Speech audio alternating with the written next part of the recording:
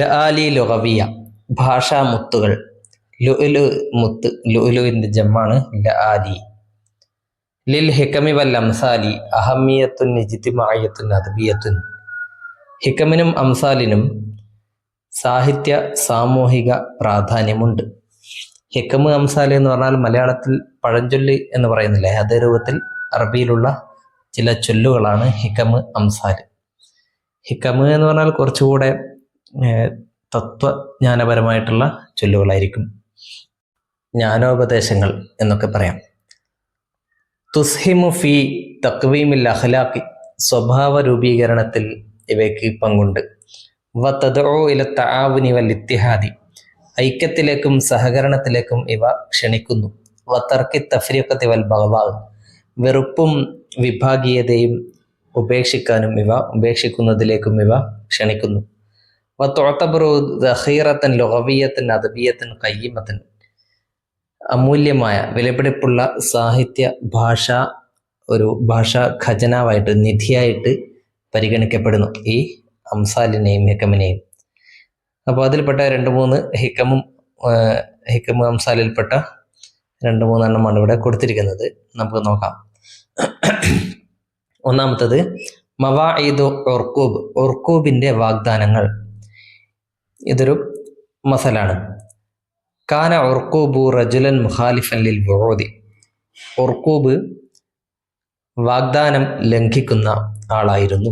അപ്പോൾ വാഗ്ദാനം ലംഘിക്കുന്നവരെ കുറിച്ച് പറയുന്ന ഒരു ഹിക്കമാണിത്, ഒരു മസലാണിത്.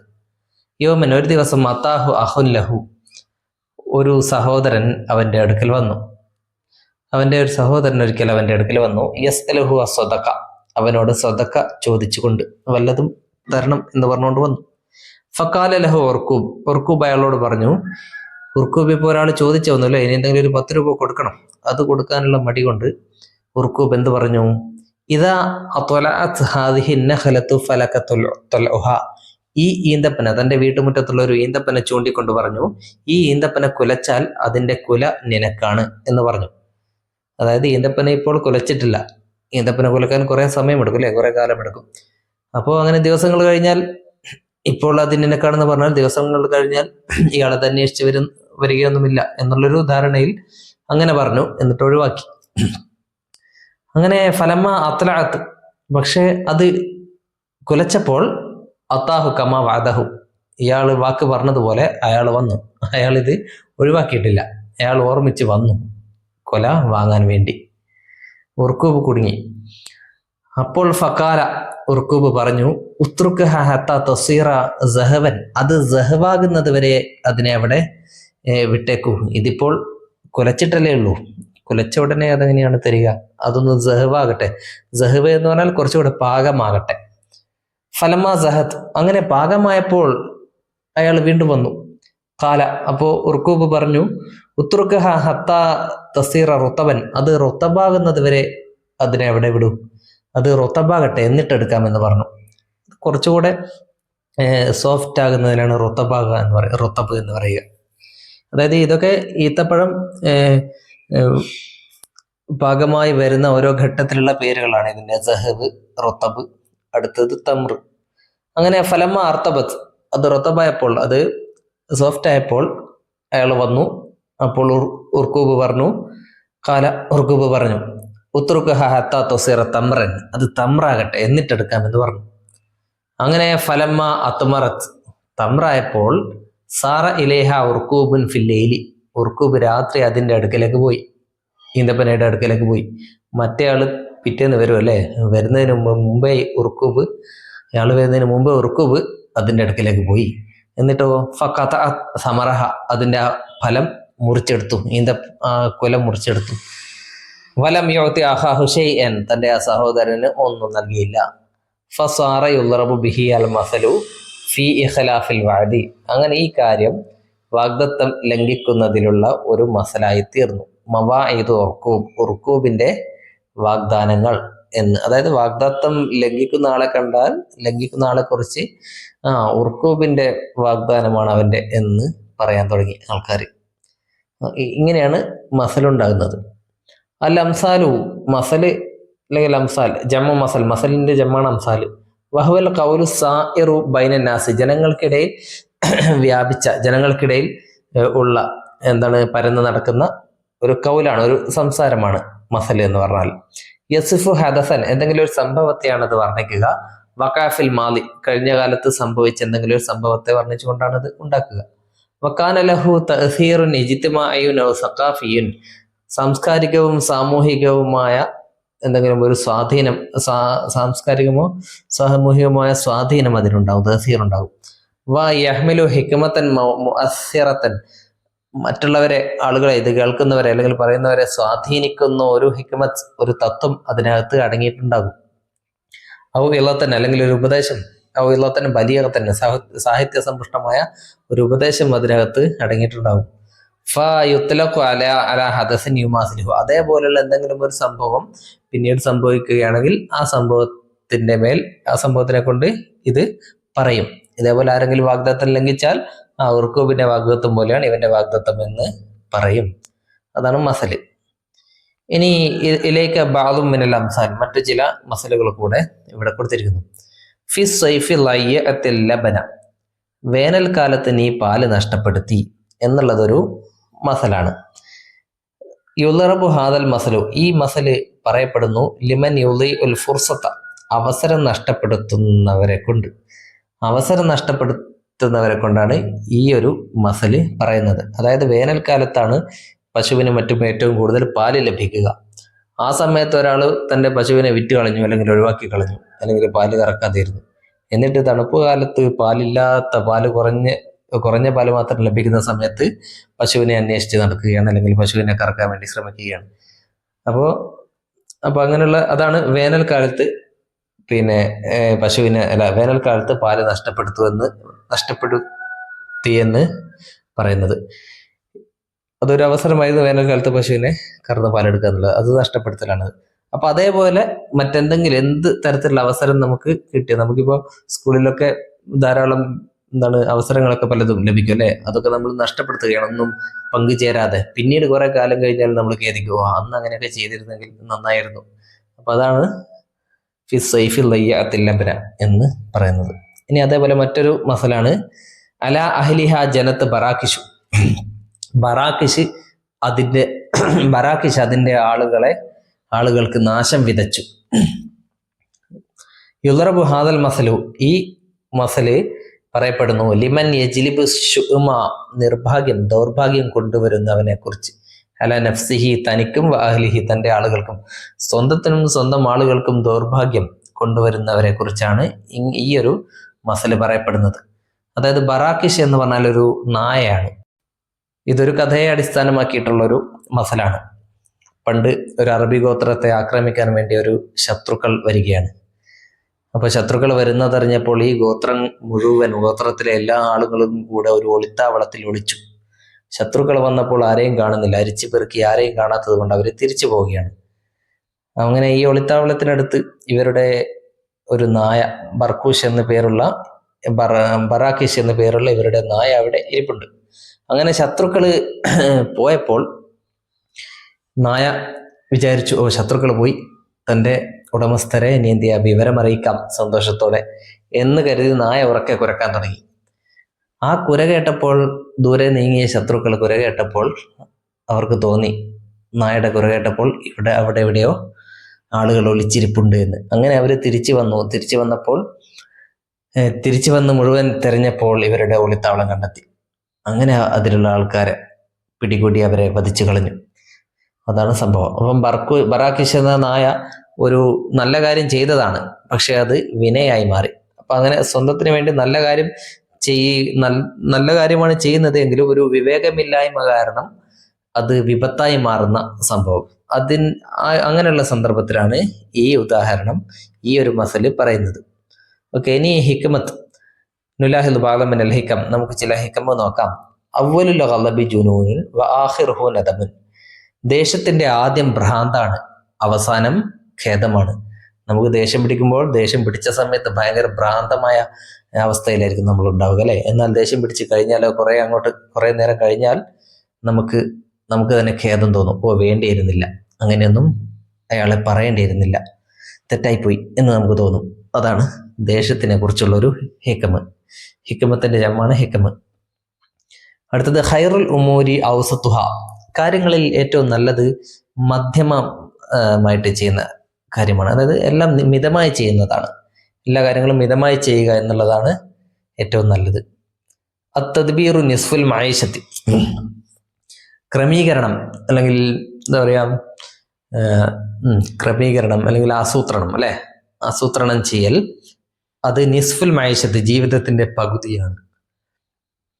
എല്ലാ കാര്യങ്ങളും ആസൂത്രണത്തോടെ ചെയ്യൽ, ഒരു പ്ലാനിങ്ങോടെ ചെയ്യണം, അല്ലെ, എന്നാലേ വിജയത്തിലെത്തൂ.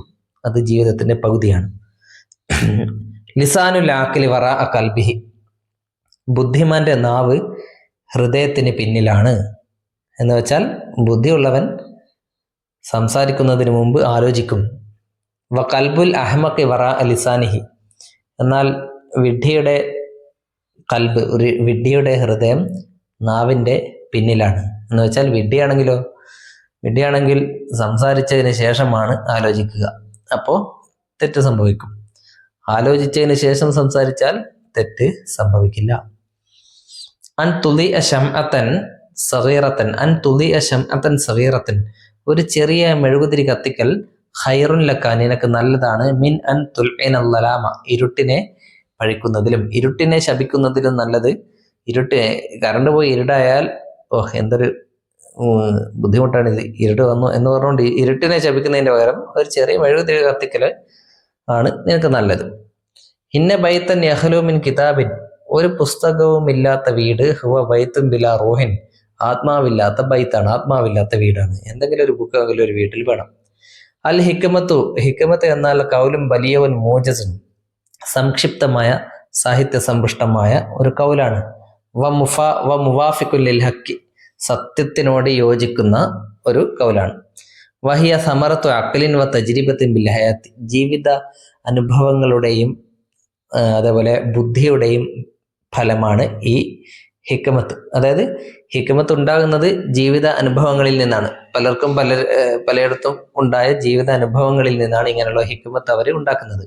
ഇനി അല്ലെങ്കിൽ ജീവിതാനുഭവം അല്ലെങ്കിൽ ബുദ്ധിമാന്മാർ സ്വന്തം ബുദ്ധിയിൽ ആലോചിച്ചുണ്ടാക്കുന്ന ഹിക്കമത്തുകളും ഉണ്ട്. അതാണ് സമർത്തു അഖ്ലിൻ എന്ന് പറഞ്ഞത്. മറ്റേത് തജ്രിബത്തിൻ എന്ന് പറഞ്ഞു. വഫിഹ, അതിലുണ്ട് അമ്റും ബി മഅറൂഫ്, നന്മ കൊണ്ട് കൽപ്പിക്കലുണ്ട്, ഔ നഹിയും അൻ മുങ്കർ, തിന്മ കൊണ്ട് വിരോധിക്കൽ അതുമുണ്ട്. ഇനി നുറാജു നസ്സ വനുജീബൻ അൽ അസലത്തിൽ ആത്തിയ മൽ മുറാദ് ബി മസൽ എന്നതുകൊണ്ട് എന്താണ് ഉദ്ദേശം? മൽ മുറാദ് ബി മസലി ഫി സൈഫി ലയ്യഅത്തിൽ ലബ്ന, വേനൽക്കാലത്ത് നീ പാല് നഷ്ടപ്പെടുത്തി എന്ന ആ മസൽ കൊണ്ട് എന്താണ് ഉദ്ദേശം? ആ മസൽ കൊണ്ട് ഉദ്ദേശമാണ് അവിടെ കൊടുത്തിരിക്കുന്നത്, അല്ലെ? എന്താണ്? ലിമൻ യുളറബു ഹാദൽ മസലു ലിമൻ യുളീഉൽ ഫുർസത, ഇളാഅത്തുൽ ഫുർസത്ത്, അല്ലെ? അവസരം നഷ്ടപ്പെടുത്തുമ്പോൾ പറയുന്ന ഒരു മസലാണിത്. മൽ മസലുല്ലദി യുളറബു ലിമൻ യുഖ്ലിഫുൽ വഅദ, വാഗ്ദത്തം ലംഘിക്കുന്നവനോട് പറയുന്ന മസല ഏതാണ്? മവാഇദു ഉർഖൂബ്, ഉർഖൂബിന്റെ വാഗ്ദാനങ്ങൾ എന്നതാണ്, അല്ലെ?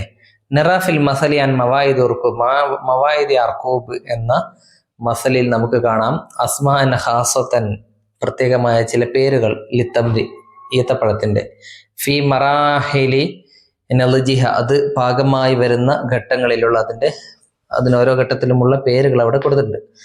അത് കണ്ടെത്താം. അവിടെ നമ്മൾ പറഞ്ഞു, അല്ലെ, സഹബ്, റത്തുബ്, പിന്നെ തമ്ര എന്നിങ്ങനെ ഈത്തപ്പഴം പാകമായി വരുമ്പോൾ വിവിധ ഘട്ടങ്ങളിലുള്ള പേരുകൾ.